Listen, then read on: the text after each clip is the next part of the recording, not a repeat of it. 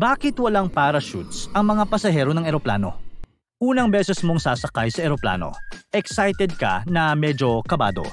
Nang umupo ka na sa loob, nawala na lahat ang kaba mo at natuwa ka nang makita mo ang langit mula sa bintana. Tila magiging maganda ang araw na ito hanggang sa biglang nag-iba ang lahat. Biglang may sumabog sa eroplano at maya-maya pa ay natanggal na ang kabilang pader nito. May malaking butas na ang eroplano at nagpapanik na ang lahat. Kabilang ka na. Bigla mong naisip na tumalon na lang gamit ang airplane parachute. Tinignan mo ang iyong gilid pero wala ang parachute. Wala rin ito sa taas mo. Tumingin ka sa paligid pero wala talaga. Doon mo lang napagtanto na wala palang parachute sa loob. Sa videong ito, pag-uusapan natin kung bakit walang parachute sa commercial planes. Marami ng advancements upgrades na nangyari sa mga commercial planes mula nang maimbento ito. Sa makina, sa mga upuan sa loob at sa kung gaano ito ka-high-tech. Gayunpaman, hanggang ngayon ay wala pa ring parachute na binibigay sa mga pasahero. Nakakapagtaka, di ba? Lalo na at posible itong makaligtas sa mga pasahero kapag may aksidente. Pero bakit nga ba? Tuwing nakikita mo ang isang tao na tumatalon mula sa eroplano at biglang bubukas ang parachute sa pelikula, ang dali lang nitong tingnan. Tatalon ka tapos mahihilain ka at okay ka na. Pero sa totoo, hindi ganoon kadali ang parachuting. Lalo na para sa mga taong hindi nakaranas ng anumang training nito. Kaya naman, kung magkakaroon ng parachutes sa commercial planes, kailangan ding sumailalim sa training sessions ang mga pasahero. Aabot ng mahigit sa 30 minutes ang on-the-ground training para sa parachuting. Pero ito ay kung may kasama kang professional. Yung tatalon ka, tapos nakatali rin sa'yo yung professional parachuter upang turuan ka. Sa totoo lang, instructor mo lang talaga ang nagha-handle ng parachute at tila nakasakay ka lang sa kanya. Kung walang professional, aabot ng 6 hours ang training at pag-aaral na kailangan mong i-google. Marami kang dapat matutunan at pag-eensayuhan. Gayunpaman, kahit may oras ka man para sa ganitong bagay, kailangan mo ding magkaroon ng 7 supervised skydives para magawa ito ng walang kasamang professional. At para magkalisensya ka, kailangan mo ng 18 skydives. Sige, ilagay na natin na lahat ng mga pasahero ay may sapat na skydiving at parachuting training. Ang tanong ngayon, makakalabas ka ba ng eroplano? Ayon sa datos, ang isang average flight ay may dalang 39 na pasahero. Hindi pa kabilang ang mga empleyado ng airline sa loob. Siyempre, ang capacity ng mga commercial planes ay nasa 100 hanggang 600 seats, kaya malaki ang posibilidad na mas madami pa ito sa 39 na pasahero. Sa US, inaaprubahan lamang ng kanilang Federal Aviation Administration ang paggawa ng eroplano kung kaya nitong mag-evacuate ng pasahero sa loob ng 90 seconds. Pero alalahanin mo na ang evacuation na yan ay kalmado at walang nagpapanik. Sa plane crash, lahat ng mga tao ay natatakot, nagpapanik at hindi nakakapag-isip ng maayos. Sa isang study noong 2020, napag-alaman na sa emergencies, aabot ng mahigit sa 3 minutes ang paglabas ng mga tao mula sa eroplano. Hindi ito magandang balita, lalo na at noong nadisgrasya ang Air France 447 noong 2009. Tumagal lamang ng 3 minutes ang eroplano sa ere bago ito mag-crash. Maliban dyan, mahirap din buksan ang pintuan ng isang commercial plane na hindi katulad ng skydiving plane. Siyempre, nakadisenyo ang skydiving plane para buksan habang nasa taas ka na, habang ang commercial plane ay nakadisenyo na mag-lock dahil sa pressure sa cabin. Ito ang ilan sa mga rason kung bakit magtatanong ka talaga kung makakalabas ba ang lahat. Pero sige, ilagay na natin na kahit mahirap, tagumpay kang nakalabas sa commercial plane. Ang ibig bang sabihin nito ay dapat mo na lang buksan ang parachute at ligtas ka na? Hindi pa rin. Kadalasan sa mga commercial planes ay lumilipad sa bilis na 460 hanggang 575 miles per hour.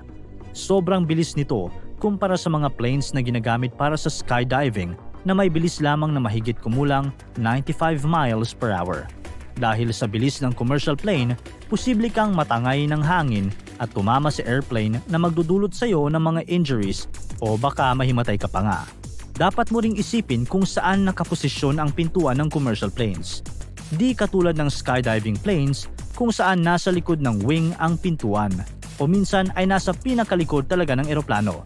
Sa commercial planes, nasa harap ito ng wings, kaya posible ka talagang tumama dito o kung malas ka talaga, mapunta sa propeller. Giginawin ka rin ng sobra dahil sa napakabilis na paglipad ng eroplano. Kaya para mas ligtas ito, kakailanganin mo ng isang kakaibang suit na nakadesenyong ma-absorb ang posibleng pagtama sa eroplano. Kailangan mo rin ng ballistic helmet para protektahan ang ulo mo. Kahit hindi ka man tumama, hindi ka pa rin ligtas. Maliban sa bilis, kailangan mo ring isipin ang altitude na nililiparan ng commercial planes. Ang skydiving planes ay lumilipad sa altitude na 14,000 feet. Ito ang tamang altitude para sa skydiving dahil hindi ito ganoon kataas para maapektuhan ang breathing ng isang skydiver. Minsan, may ilan na umaabot sa 18,000 feet pero ito na ang pinakamataas. Ngayon, isipin mo na lang kung ano ang mangyayari sa commercial plane na lumilipad sa average altitude na 35,000 feet. Dinoble nito ang altitude na nililiparan ng skydiving plane. Ano nga ba ang magiging diferensya ng dalawa? Gaya ng sinabi ko kanina, malaki ang epekto nito sa paghinga ng tao. Sa ganoong kataas na altitude, mahihirapan kang huminga ng maayos dahil sa sobrang baba ng oxygen sa hangin sa high altitude. Kaya naman, posible kang himatayin habang nasa ganoong altitude. Maswerte ka kung magigising ka bago ka umabot sa lupa. Gayunpaman, ayon sa isang eksperto, mas malala pa nga dito ang posibleng mangyari sa iyo pag huminga ka sa napakataas na altitude. Posibleng mag-expand ang lungs mo dahil sa nipis ng oxygen at sa taas ng pressure at posible pa nga itong sumabog kung nagkataon. Nakakatakot, di ba? Para makahinga ka, kailangan mong magdala ng sariling supply ng oxygen. Kailangan mo ng oxygen mask, oxygen tank at regulator. Kaya naman, isa sa mga rason kung bakit walang parachute sa eroplano ay dahil kahit meron nito, mababa pa rin ang tsansang makasurvive ka. Subalit ang pinakamalaking rason kung bakit walang parachute ay dahil sa laki ng gagastusin para dito. Gaya ng sabi ko, kailangan mo pang magkaroon ng skydiving training. Isang bagay na siguradong ang mga pasahero ang magbabayad. Siyempre, hindi sapat ang parachutes lang. Kakailanganin mo pa ng oxygen supply, flight suit at ballistic helmet para tumaas ang tsansa mo. Karagdagang gastos na naman yan para sa mga airlines. Siyempre, kung ipapatupad talaga ito, mag-iiba lahat ng airlines sa mundo. Mag-iiba ang disenyo ng eroplano at kailangang nasa likod na ang pintuan. Dapat ding mag-google ng space sa loob para paglagyan ng parachutes, flight suits, ballistic helmets at oxygen supply. Pero hindi pa sapat na ilagay mo lang iyan sa loob. Kailangan ding idisenyo ang mga tools na ito upang mas madali siyang gamitin sa isang plane crash at sa napakataas na altitude. Lahat ng karagdagang gastos na ito para sa mga airlines ay mapupunta rin sa pamasahe ng mga pasahero. Kaya kung namamahalan ka na sa airplane tickets ngayon, mas lalala pa ito kapag maglalagay sila ng parachutes sa loob. Napaka-impractical, mahal at hindi nagdadagdag ng ganoon kalaking tsansa na makasurvive sa plane crash. Ito ay ilan lamang sa mga rason kung bakit walang parachutes sa mga commercial planes. At ngayong alam mo na, tuwing may naririnig kang nagrereklamo, sabihin mo lang ang mga rason na ito o ipakita ang videong gawa namin at masisigurado mong maiintindihan din nila kung bakit walang parachutes ang mga pasahero ng eroplano. Para tuloy-tuloy ang saya at kwentuhan, huwag kalimutan mag-subscribe sa Bubbly YouTube channel at pindutin ang notification bell.